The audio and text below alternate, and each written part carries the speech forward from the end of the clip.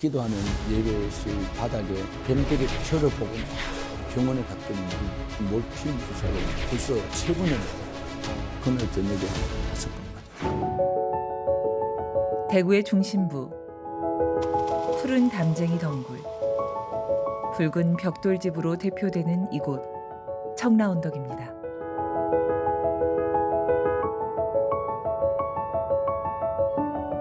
우리나라 최초의 가곡 동무생각의 무대이자 20세기 초 낯선 땅을 밟은 선교사들의 눈물과 기도가 깊이 스며든 곳이죠.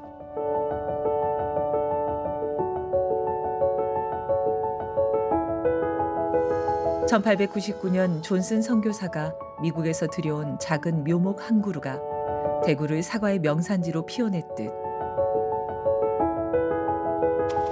이곳 척박한 땅이 새로운 문명과 희망의 씨앗을 품은 요람이 되었습니다. 그리고 이 좁은 돌길 너머에는 대구 경북 선교의 든든한 초석을 놓은 또 한 사람, 부에리 선교사의 발자취가 남아 있습니다. 이 언덕에 올라 대구 읍성을 굽어보며 마치 다윗의 망대가 선 예루살렘 같다고 고백했던 그 119년 전 부에리 선교사가 뿌린 그 숭고한 씨앗은 대구 화원교회라는 든든한 거목으로 자라났습니다. 청라언덕의 사과나무가 시대를 넘어 풍성한 열매를 맺었듯 그가 심은 복음의 생명력은 이제 대구를 넘어 세계 열방을 향해 뻗어가고 있습니다. 세상으로 보냄받은 공동체로서 또 다른 100년의 역사를 써내려가는 화원교회. 오늘 그 감동적인 여정을 여러분과 함께 걷습니다.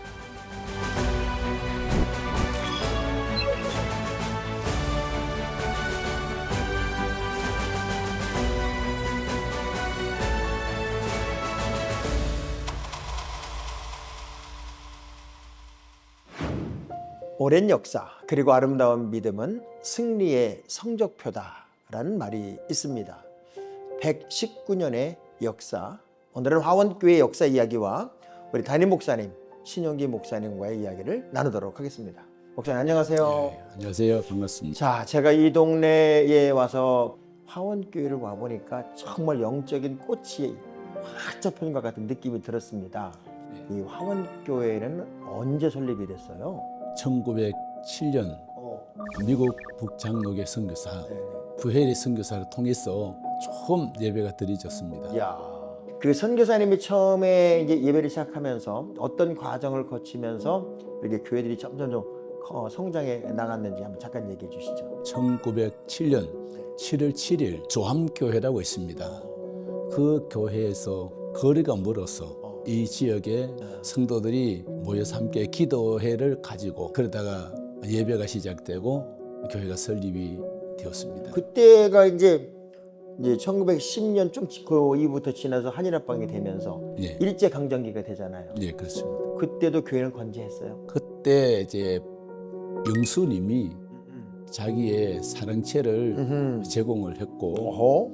그렇게 해서 그곳에서 예배를 드리다가 목조 건물을 지었습니다. 그게 몇 년도쯤 됐어요? 1924년. 24년이에요? 예. 그리고 나서 이제 해방을 맞이한 거네요. 예. 그때부터 이제 이 화원교회가 시작이 된 거예요? 아니면 다른 이름을 가지고 있었어요? 그 전에는 이름이 천내 교회였습니다. 그럼 그쪽 동네 무슨 대천이 있었나요? 이 마을이 앞에 겨울이 천내천이라고 겨울이 있습니다. 그래서 그 겨울과 이 지명이 천내였습니다. 그러면 이제 교회가 이름을 바꾼 거네요? 예. 어떤 계기가 있었어요? 1954년 이 9월경에 네. 천내동 대지를 구입을 하고 그래서 24평의 목조 건물을 건축했습니다. 그 후에 네. 1970년에 세멘트로 예배당을 건축을 했습니다. 목조에서 이제는 예. 이제 저 튼튼한 건물로 짓기 시작한 거예요. 네. 건축하면서 성도들이 어떻게 헌신했더라 하는 그런 기록도 있나 봐요. 우리 역사에 보면은 건축을 위해서 어떤 성도들은 자기의 머리카락을 바르고 흠결을 해서 또 헌금하기도 하고 자기 전답을 하나님 앞에 내어놓아서 성전 건축에 함께 이바지하고 우리 성도들이 이렇게 열정적인 그런 신앙을 가지고 있었습니다. 할 수 있는 걸 다 동원해서 하나님의 성전을 지어서 이제 오늘의 역사의 흔적으로 그 100년 사이에 남아있다는 거 아닙니까? 네. 그런 기록들이. 예. 이 지역의 교회가 구심점 역할을 하고 그 당시에 이제 교회 성도들이 문명인들을 위해서 교육을 시키는 그런 처소가 되었습니다. 야, 이제 그러고 나면 이제 목사님은 119년 된 교회에 예. 몇 년쯤 때 오신 거예요, 여기? 제가 이 교회 처음 부임할 때가 1992년 12월 23일. 이야, 그게 벌써 목사님도 34년 정도가 된 거네요. 횟수는 그렇게 됩니다. 그럼 뭐 한 119년 역사 속에 엄청난 기간을 사실은 목사님이 이 교회에서 목회를 하게 됐는데 그 부임 초기도 사실은 만만치 않았죠. 와서 보니 교회가 참 어렵고 힘든 그런 교회였습니다. 말로 표현할 수 없는 교회당을 건축한다고 시작을 했다가 교회 안에 내분이 생겼습니다. 그러다가 목사님은 선교사로 떠나시고 교회는 책임질 사람 없고 감독도 없었고 건물만 지어졌지 재정적인 부채는 상당히 많이 있었고 성도들의 상처도 크고 갈등 속에 성도들이 다 떠났었어요. 그래서 제가 처음 부임을 하고 교회 요람이 있었는데 그 요람을 보고 성도들에게 전화를 했습니다. 목사가 왔으니 교회 오십시오. 그랬더니 전화상으로 입에 담질 못할 그런 말을 하는 거죠. 제가 그 욥기서를 보다가 하나님이 마귀한테 하는 얘기가 있어요. 너 어디 있다 왔냐? 그랬더니 예. 내가 세상을 두루두루 돌아다니다 왔다고. 그 마귀가 그러잖아요, 사탄에게가. 그러니까 이 세상을 두루두루 돌아다녔다는 얘기는 누구한테도 다 갔다는 거 아니에요? 그렇죠. 그러니까 마귀가 한번 손을 딱 잡는 순간에 어떤 가치혼란이 그냥 오는 것 같아요. 방송 보시는 분들은 아시겠지만 지금 우리 신혁기 목사님 이름은 용기인데 이분 순둥이에요, 순둥이. 진짜 이 순둥이가 전쟁터 같은 폐허 같은 그런 공간에 특별히 마음은 다 황폐해졌던 그분들과 이제 씨름을 하면서 34년의 이야기 끝에 오늘의 교회를 읽었는데 어떻게 접근했어요, 최초에? 아주 젊을 때였으니까요. 목회에 대한 노하우도 없고 어떤 요령도 없고 오직 한 가지는 하나님 앞에 기도하는 것밖에 없었습니다. 새벽으로 밤으로 소리 높여서 기도하고 저와 제 아내가 함께 밤새워 기도한 경우가 허다하게 많았고요. 제 아내 같은 경우는 처형들하고 전화통화하면 목소리를 못 알아들을 정도가 되었어요. 그래서 걱정이 되어 물으면은 기도하다가 이래 됐다고. 그러니까 하나님 앞에 그냥 납작 엎드리신 거네. 방법이 없었어요. 방법이 없으니까. 그리고 이제 그렇게 기도하면서 그래도 이제 좀 목사님 목회 병법으로 교인들에게 접근할 수 있었던 특별한 어떤 패러다임, 목회적 패러다임도 있었을 거 아니에요. 이제 기도를 했어요. 기도를 막 밤을 새워서 기도하는데 한번 물체가 앞에서 막 달려드는 거예요. 눈 뜨면 아무것도 없어요. 또 뒤에 뭔가 목을 덮칠 것 같이 막 느껴지는 거예요. 돌아보면 아무도 없어요. 아, 이게 사탄이구나, 마귀구나. 그러니까 막 몸에 소름이 끼치는 거예요. 그래서 더 뜨겁게, 더 열심히 하나님 앞에 기도를 했죠. 기도를 하는데 놀라운 것은 기도하는 예배실 바닥에 벽과 마주치는 곳에 뱀들이 고개를 들고 혀를 날름거리며 저를 보고 막 있는 거예요. 교회가 이렇게 된 것이 영적인 문제구나. 그래서 하나님 앞에 더 뜨겁게 기도를 했죠. 기도하는데 놀라운 것은 바닥에서부터 꽃 한 송이씩 올라오는 거예요. 그래서 그러니까 새 가족들이 오기 시작하더라고요. 너무나 감사했습니다. 꽃으로 피어나서 여기 모여온 분들이 지금 화원교회 교인들이네요. 그럴 수 있죠. 그러니까 교인들은 전부 다 꽃 같은 교인들이네요. 너무나 아름답고 너무나. 저는 목사님과 이렇게 대화를 나누면서 제가 이제 부끄러움을 느끼는 게 진짜 이렇게 기도하는 목사님이 대한민국에 있어야 되는데 더 저를 포함해서 요즘 너무 얕고 너무 머리로 하려고 하는 분들이 너무 많아서 좀 아쉽다. 근데 진짜 기도가 답이고 기도가 승리고 기도가 역전인 거를 목사님 몸소 체험하신 거잖아요. 네. 악한 영과의 싸움에서 진짜 야곱이 씨름하듯 씨름으로 승리를 하는 중에 꼭 우리나라말에 속되면 그런 말이 있죠. 호사다마라고. 예, 그렇죠. 사모님이 아프셨다면요. 교회가 이제 성경 공부 커리큘럼을 다 짜고 제자 훈련을 하고 그래서 교회가 매년 이렇게 성장을 했어요. 성장을 해서 출석 성도가 한 1,000여 명 가까이 이야. 된 거예요. 그 막 흐트러졌던 환경에 정리가 되고 예. 이제 100명에서 1000명이 됐다는 건 10배의 봉이잖아요. 하나님 앞에 감사한 거죠. 이야, 엄청나다. 그런데 1월 달이었는데 우리 교육자들 MT를 충무로 가게 되었습니다. 그래서 거기에서 MT를 하는데 갑자기 전화가 온 거예요. 교회 권사님들 와서 함께 낮에 대화를 나누고 교제를 하며 친교를 하면서 거기 괜찮아졌댔어요. 그런데 밤에 이게 몸이 아파서 견딜 수가 없다고 그러는 거죠. 그래서 그 다음날 급히 올라갔습니다. 상태를 물으니 그냥 감기 몸살 증상 그런 이야기를 하는 거예요. 그러려니 하고 그날 저녁에 자는데 몸이 아파가지고 거실을 막 뒹굴고 그랬어요. 그래서 새벽 기도 시간이 되었는데 우리 장로님 한 분이 의사분이 계십니다. 그래서 그 장로님에게 제가 전화를 했어요. 장로님 새벽 기도 인도해 주시든지 아니면은 장로님이 제 아내를 병원에 데려가시든지 그렇게 해 주십시오. 그럴 병원에 데려갔어요. 병원에서 감기 몸살로 응급실로 오니까 입원을 안 시켜주더라고요. 제2 병원을 할 수 있는 아주 작은 병원에 입원을 했어요. 입원했는데 치료가 안 되는 거예요. 원인도 모르고. 원인도 모르고요. 제가 금전기도를 마치고 병원에 갔더니만 소리를 지르면서 너무 고통스러우니까. 몰핀 주사를 벌써 3번을 맞았다는 거예요. 깜짝 놀랐죠. 그래서 또 주사를 놔달라고 막 간호사를 부르고 그러는데 제가 어떻게 할 방법이 없었어요. 그래서 그날 저녁에 5번 맞았어요. 세상에. 그래서 그 토요일 날 아침에 담당 의사가 오셔서 하는 이야기가 우리 병원에서 할 수 없습니다. 다른 큰 병원으로 가십시오. 그래서 영남대학병원 응급실 옮겼습니다. 옮겼는데 영남병원 응급실에서도 조사를 다 했는데 병명은 없고 환자는 고통스러워 죽고 소리를 지르면서 못 견디는 거예요. 제가 이제 하나님 앞에 기도하고 저를 위해서 기도하던 저 분당의 집사님들 또 저 조카들 기도 부탁을 했습니다. 기도 부탁했더니만은 제가 기도하면 다 된다는 거예요. 자기들이?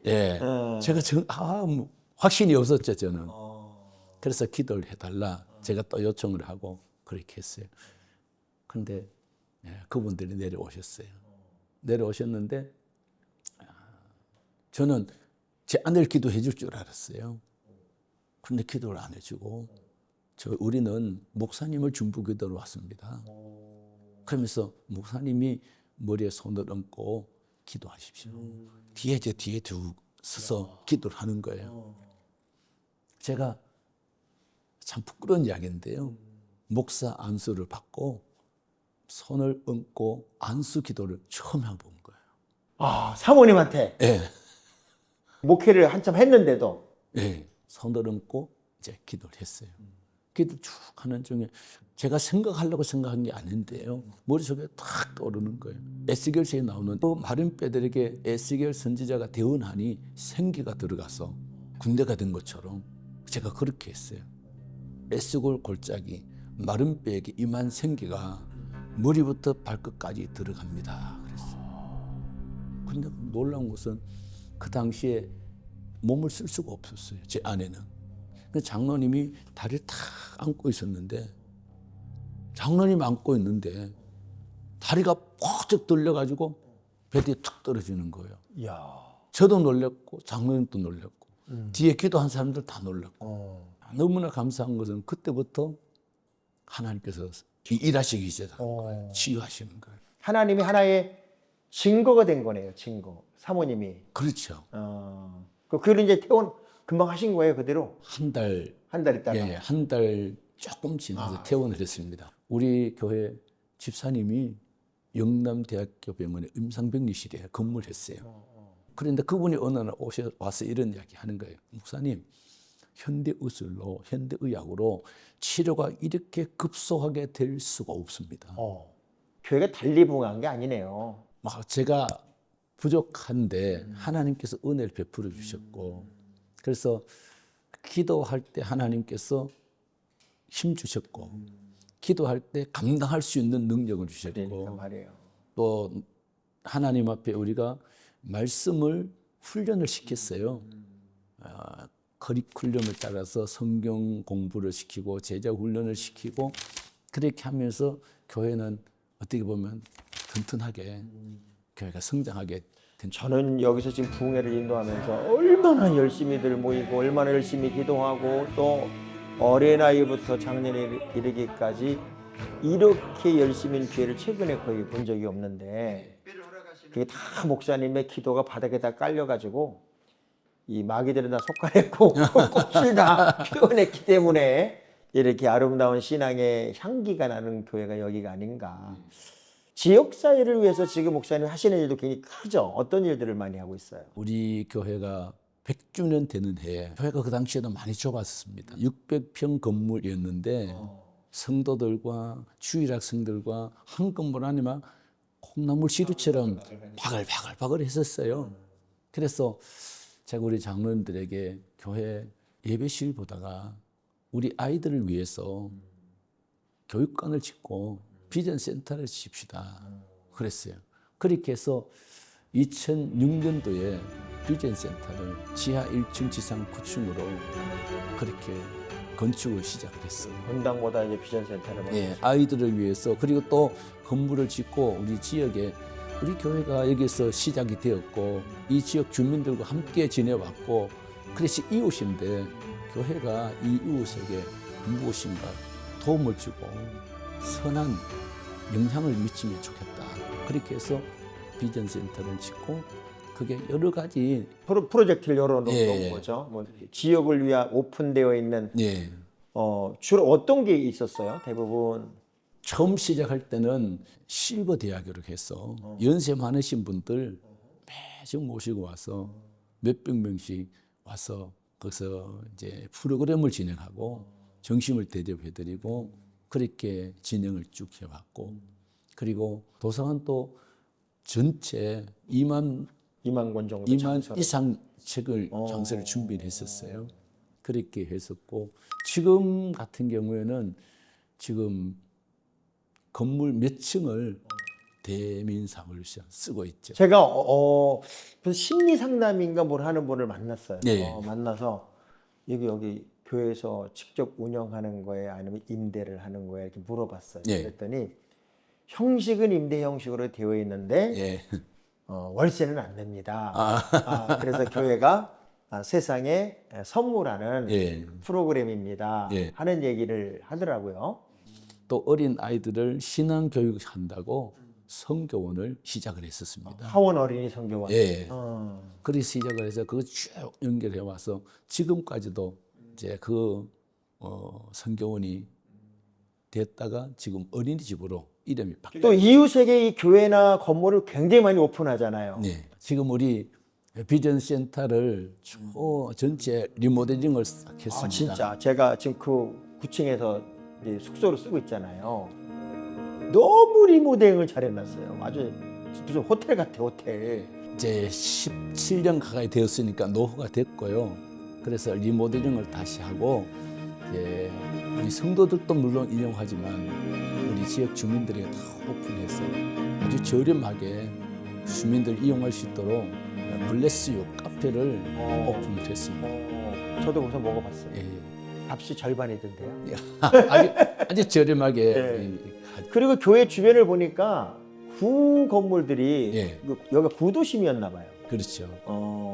사실 지금 이제 본당도 지은 지가 얼마 안 됐잖아요. 코로나 때 공사를 시작했습니다. 세상에. 근데 하나님의 은혜로 코로나 때 공사를 건축을 시작한 게 너무나 감사하고 코로나 기간을 다 마치고 나니까 공사가 끝난 거예요.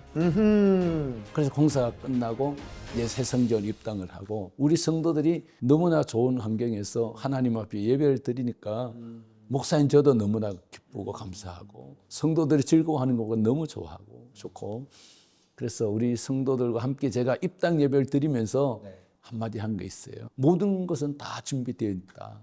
이제는 복음 전하는 것, 해외 선교하는 것, 우리가 지역 주민들에게 복음 전해서 예수 믿고 신령한 복 받게 하는 것, 이것이 우리가 해야 할 마지막 일이다. 쉽게 말하면 본질로 돌아가자는 거죠. 뭐 예. 원래 자리로 돌아가자는 거죠. 예. 예. 하원교회가 선교사를 통해서 세워진 교회잖아요. 그렇죠, 그렇죠. 복음을 빚진 교회잖아요. 그래서 그 마음이 늘 있었습니다. 그래서 하나님, 우리 하원교회가 지금은 100여 명 남짓 한 나오는 교회지만 우리 교회가 선교 빚진 교회로 선교를 할 수 있는 교회. 하나님, 100명 나오던 교회 성도를 그때 제가 하나님 우리 교회가 선교사 10가정 파송하는 교회 되게 해주십시오. 그런 기도를 했었어요. 지금 같으면 더 많이 할 건데. 그렇죠. 그때 100명이었어요. 그 당시에는 출석수가 얼마 되지 않았으니까 100명, 10명도 어마어마하게 크게 엄청난 거죠, 느껴졌죠. 그게. 그래서 그릇이 커야 되는데 사실 우리 큰 교회들도 선교사 10명 파송 힘듭니다. 지금 몇 명 파송했어요? 8개 국가에 9가정 파송했습니다. 9명. 하나 남았네요. 하나. 9가정 파송했는데 지금 현재 어. 이제 파송 준비하고 있는 이게 그럼 뭐 곧 예, 다 예, 곧 될 것 파송. 같고 우리 목사님이 그 생각이 아마 하나님이 기쁨이 되었던 것 같고 건축비도 올라갔는데 빚 없어요? 예, 빚은 없습니다. 막 건축하면서 막 올라갔는데도 빚 없이 건축을 끝냈단 말이에요. 예, 예. 이 건축을 시작했던 건설업체 사장님이 자재값이 너무 올라서 그렇죠. 그때 한참 올라갔죠. 못 하겠다고 그러는 거예요. 그래서 제가 너무 처음에는 황당했죠. 제가 이런 이야기 했어요. 사장님, 공사를 시작했는데 지금 중간에 그만두면 어떻게 했냐. 공사 다 끝나고 나머지 자재값 올라간 거 정산합시다. 그랬어요. 그런데 너무나 감사하게도 그 사장님이 제 제안을 받아들인 거예요. 그래서 공사를 다 마쳤어요. 중단 없이 그냥 다 마친 거예요. 그래서 마지막에 정산 금액을 가지고 왔어요. 그래서 제가 상상하는 것보다 좀 적었어요. 그래서 우리 장로님들에게 장로님들 이 어려운 때 이렇게 공사해 준 거 너무나 감사하지 않느냐. 그냥 아무 말 없이 그냥 줍시다. 그 장로님들 다 따라줬어요. 이 정직한 사람 만난다는 게 되게 기분 좋은 일인데 하나님 앞에 감사한 것밖에 없어요. 이 마지막으로 이제 목사님의 그 거룩한 꿈이 있을 것 같아요. 꿈꾸고 있는 이야기들을 좀 잠깐 하시죠. 저는 우리 하원교회가 이 지역을 벗어나 대한민국의 우뚝 선 교회가 되기를 바라고요. 하나님의 말씀으로 그리고 성령의 능력으로 무장된 그런 그리스도인들이 참 많이 배출되었으면 좋겠어요. 그래서 하나님의 뜻을 이루는 그런 신실한 사람들이 일어나면 좋겠어요. 그래서 저는 우리 청년들, 대학생들, 그리고 고등학생들, 중학생들 금주기도에 오면은 너무나 감사한 거예요. 우리 70년, 80년대 한국 교회가 기도의 야성이 대단했거든요. 그렇죠. 산에 가서 소나무 뿌리 뽑는다고 막 밤새워 소리 지르면서 기도하고 그랬던 그 영성이 지금은 온데간데 없어졌어요. 교회마다 전부 조용하고 소리가 없어요. 기도가 없어요. 그런데 우리 다음 세대들이 우리 어른들이 이렇게 기도하는 모습을 함께 배우고 이게 너무나 좋은 전통이잖아요. 이 전통을 우리 다음 세대에 다시 이어주고 이들도 우리와 똑같은 또 이어주고 거룩한 영성을 가지고 다음 세대에 또 이어주고 그랬으면 참 좋겠고요. 사실은 저도 요즘 시대에 그런 아이들을 거의 본 적이 없는 것 같아요. 정말 뜨거운 기도의 용사들이 이 화원교회를 책임지고 있고, 그리고 그들이 하나의 드림팀을 이루고 있는데, 화원교회가 이제 한국 교회들을 깨우는 어떤 오슬마가 다락방의 그 현장이 되지 않을까 하는 기대감을 갖고, 제가 목사님 뵈면서 이분 다니엘 같다는 생각이 들었어요. 사적을 속에 들어가도 끄떡하지 않고, 어떤 환경에서도 뭐 끄떡하지 않지만 조용히 강하게 하나님의 역사를 이어가는데, 100명의 그 어찌 보면 상처투성이의 교인들을 보듬어 안고, 그리고 그들을 신앙의 기초로 삼아서 지금 34년의 이야기 속에서 수천 명의 교회를 일궈내고, 또 부흥의 어찌 보면은 모델 같은 교회로 우리 화원교회가 섰고, 목사님이 그 역할을 이렇게 열심으로 감당해내고 계셨는데, 꼭 기도 제목이 있으면 하나만 해주시죠. 그냥 하나님께서 신용기라는 사람을 보실 때 참 마음에 맞다, 하나님 마음이 기뻐하신다, 그런 사람이 되고 싶어요. 우리 화원교회 119년의 이야기를 여러분 나눴습니다. 그리고 우리 신용기 목사님의 목회 현장이 얼마나 풍성한지도 여러분에게 소개할 수 있어서 큰 기쁨이었습니다. 오래된 교회가 중요한 게 아니라, 또 얼마나 많이 모이는 교회가 중요한 게 아니라, 얼마나 건강한 교회인가가 더 중요할 수 있는데, 저는 가장 건강한 교회, 그리고 가장 멋지게 부흥하는 교회, 그리고 다음 세대와 어른들이 함께 어우러져서 함께 어깨 동무하고 있는 특별한 교회를 여러분에게 소개할 수 있어서 너무나 기뻤습니다. 우리 화원교회를 위해 더 많이 기도해 주시고, 또 대구에 한번 오시면 화원동에 우뚝 서 있는 화원교회 한번 오셔서 예배 드렸으면 좋겠습니다. 우리 목사님 고맙습니다. 감사합니다.